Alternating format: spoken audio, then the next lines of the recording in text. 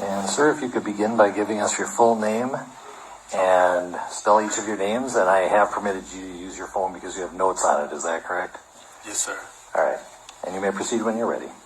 Giving us your full name first. PHILONISE Floyd, spelled Philonise. Last name Floyd, Floyd. And you may proceed.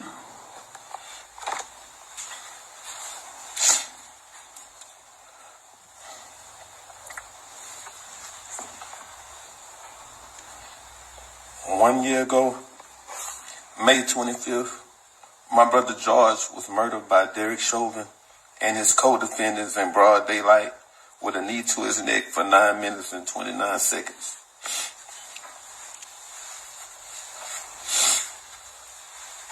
I was a trucker, and immediately my life changed forever.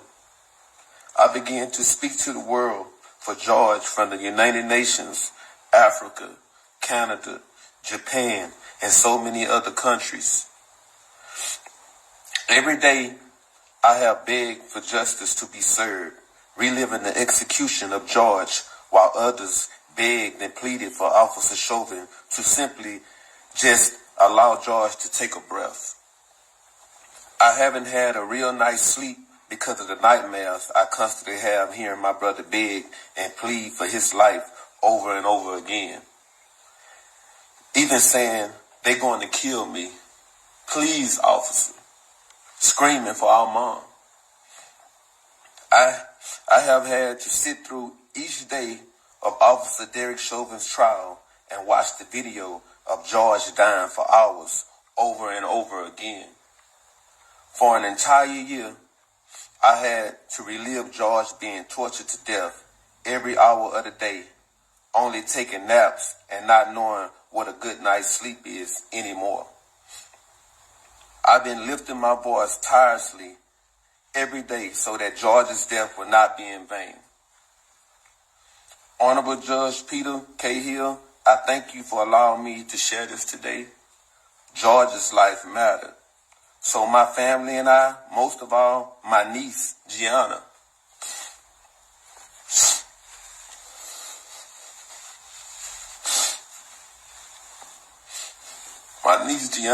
she needs closure. I'm asking that you please find it suitable to give Officer Chauvin the maximum sentence possible, charge that he has been found guilty for. My family and I have been given a life sentence. We will never be able to get George back. Daddy's our daughter's first love.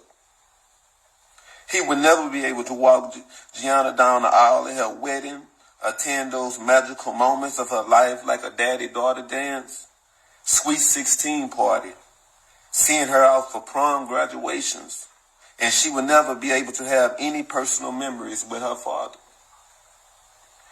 With a smirk on his face and children present, Officer Chauvin used excessive force and acted against his training.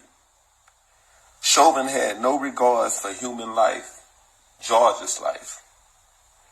I stand before you today asking you to please help us find closure by giving Chauvin the maximum sentence possible, making sure he does his time consecutively without the possibilities of parole, probation, or getting out early for good behavior. Thank you. Thank you, sir.